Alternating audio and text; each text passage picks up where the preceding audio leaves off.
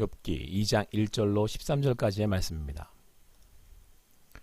또 하루는 하나님의 아들들이 와서 여호와 앞에 서고 사탄도 그들 가운데서 와서 여호와 앞에 서니 여호와께서 사탄에게 이르시되 내가 어디서 왔느냐. 사탄이 여호와께 대답하여 이르되 땅을 두루 돌아 여기저기 다녀왔나이다. 여호와께서 사탄에게 이르시되 내가 내 종 욥을 주의하여 보았느냐. 그와 같이 온전하고 정직하여 하나님을 경외하며 악에서 떠난 자가 세상에 없느니라. 내가 나를 충동하여 까닭 없이 그를 치게 하였어도 그가 여전히 자기 온전함을 굳게 지켰느니라. 사탄이 여호와께 대답하여 이르되 가죽으로 가죽을 바꾸오니 사람이 그의 모든 소유물로 자기의 생명을 바꾸올지라. 이제 주의 손을 펴서 그의 뼈와 살을 치소서. 그리하시면 틀림없이 주를 향하여 욕하지 않겠나이까. 여호와께서 사탄에게 이르시되 내가 그를 내 손에 맡기노라. 다만 그의 생명은 해하지 말지니라. 사탄이 이에 여호와 앞에서 물러가서 욥을 쳐서 그의 발바닥에서 정수리까지 총기가 나게 한지라. 욥이 제 가운데 앉아서 질그릇 조각을 가져다가 몸을 긁고 있더니 그의 아내가 그에게 이르되 당신이 그래도 자기 온전함을 굳게 지키느냐. 하나님을 욕하고 죽으라. 그가 이르되 그대의 말이 한 어리석은 여자의 말 같도다. 우리가 하나님께 복을 받았은즉 화도 받지 아니하겠느냐 하고 이 모든 일에 욥이 입술로 범죄하지 아니하니라. 그때 욥의 친구 세 사람이 이 모든 재앙이 그에게 내었다함을 듣고 각각 자기 지역에서부터 이르렀으니 곧 대만 사람 엘리바스와 수아 사람 빌닷과 나아만 사람 소발이라. 그들이 욥을 위문하고 위로하려 하여 서로 약속하고 오더니 눈을 들어 멀리 보매 그가 욥인 줄 알기 어렵게 되었으므로 그들이 일제히 소리질러 울며 각각 자기의 겉옷을 찢고 하늘을 향하여 티끌을 날려 자기 머리에 뿌리고 밤낮 7일 동안 그와 함께 땅에 앉았으나 욥의 고통이 심함을 보므로 그에게 한마디도 말하는 자가 없었더라. 욥기 2장 1절로 13절 말씀을 통해서 하나님이 고난을 허락하십니다. 하나님이 고난을 허락하십니다. 라는 제목으로 주님의 신뢰를 함께 나누겠습니다. 욥은 사단의 시험을 받아 모든 재산을 잃게 되었습니다. 하늘에서 불이 떨어져서 가축들이 죽고 도둑무리가 나타나 가축과 종들을 칼로 다 죽이고 강풍이 불어 집이 무너져서 아들 7, 딸 3, 자녀까지 죽게 되었습니다. 성경은 상상할 수도 없는 고난을 당한 욥을 통해 어느 누구에게나 어떤 경우에도 고난이 닥칠 수 있다고 말씀하려고 합니다. 그러나 욥은 도저히 감당할 수 없는 고난 가운데서도 인생은 빈손으로 왔으니 빈손으로 돌아가는 것이며 주신 분이 하나님이시기에 가져가실 분도 하나님이라고 고백합니다. 이처럼 욥은 하나님이 사단에게 손수 자랑할 만큼이나 온전한 모습을 보여줍니다. 그래서 사단은 이번 기회에 욥의 건강을 치셔서 그가 이러한 상황에도 하나님을 신뢰하고 따를 것인지 시험하자고 합니다. 하나님은 그의 생명 건드리지 말라는 조건으로 허락을 하십니다. 하나님이 우리에게 고난을 허락하십니다. 여기서 우리는 고난이 닥치는 이유가 하나님께서 내 신앙의 중심을 보려 하신다는 것을 알 수 있습니다. 고난을 통해서 그 사람이 진정 하나님을 경외하고 있는지를 볼 수 있다는 것입니다. 그래서 우리가 고난당할 때 기억해야 할 것은 고난은 무의미하거나 단지 고통스러운 것만이 아니라 그 시간을 통해서 나의 믿음이 다루어지고 있다라고 하는 사실입니다. 물론 이것은 내 믿음이 온전한가 아닌가를 판단하는 것처럼 보입니다. 그러나 고난은 삶을 통해 우리가 진정 바라고 소망하며 믿고 따라가야 하는 것이 무엇인지를 보여주고 있습니다. 사랑하는 성도 여러분, 우리가 고난을 당할 때 진짜 힘든 것이 주변의 시선과 말들입니다. 나름대로 믿음으로 나아가려고 하는데 신앙이 뭐 그리 대단하다고 이러느냐, 하나님이 살아계신다면 이런 일이 일어나겠느냐, 그런 말을 듣기도 합니다. 저는 하나님이 밥 먹여주느냐 이런 비아냥거리는 말을 들어본 적이 있습니다. 하나님이 어디 계시느냐 따져 묻는 이들도 있습니다.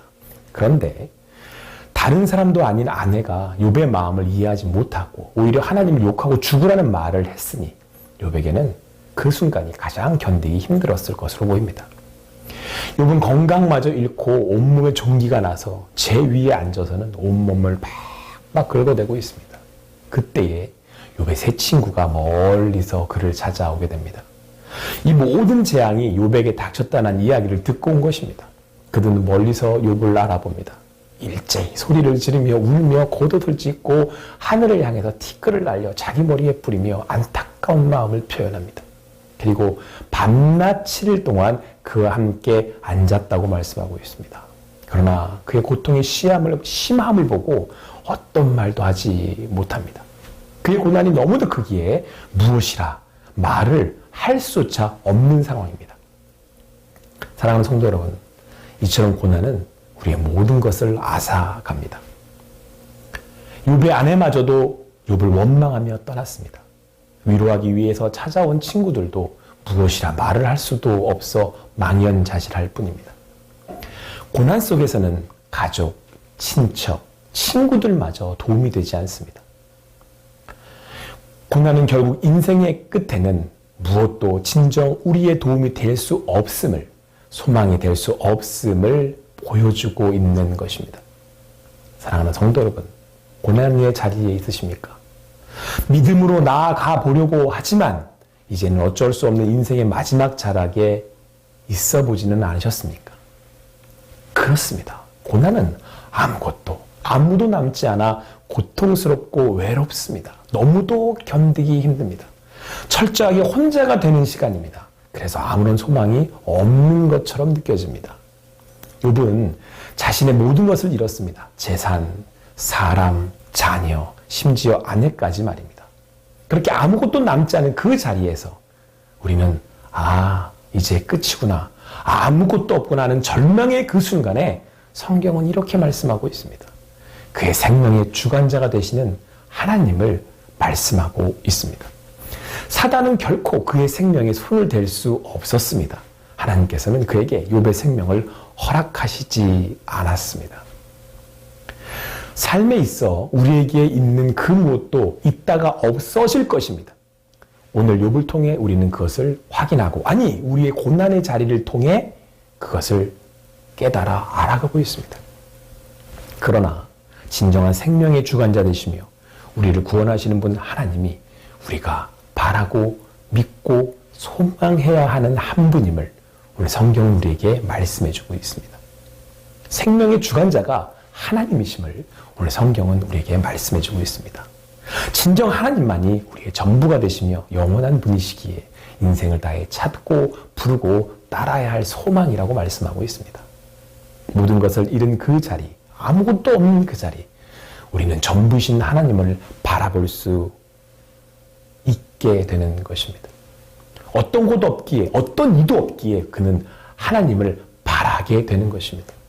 오직 하나님을 향하도록 하는 이 시간이 되는 것입니다. 그렇게 고난은 우리에게 진정 소망의 자리가 될 수 있는 것입니다. 사랑하는 성도 여러분, 고난 가운데 있으십니까? 너무도 고통스럽고 아프고 힘들지만 모든 것이 사라져가기에 어떤 것도 진정한 인생에 도움이 될 수 없음을, 소망일 수 없음을 기억하시기 바랍니다. 그러나 지금 이 순간 나의 생명을 붙들고 계시는 분이, 오늘 이 순간 나를 살려두신 분이, 나를 구원하신 분이 하나님이시기에 그분만이 나의 전부 되심을, 소망 되심을 믿으시기 바랍니다. 그리고 아무것도 없는 그 자리에 여러분, 사실은 오직 한 분, 하나님이 계십니다. 그분을 바라보십시오. 바로 그분이 이 세상을 창조하시고 나를 만드시고 예수 그리스도를 보내어 구원하신 하나님이십니다. 바로 그분이 나의 전부가 되시는 하나님이시며 진정한 소망과 도움이 되시는 분이십니다. 아무쪼록 오늘 하루도 나에게 고난을 주시되 당신에게로 인도하시는 하나님의 구원의 손길 가운데 더욱 견고히 서실 수 있는 여러분과 제가 되기를 간절히 소망합니다.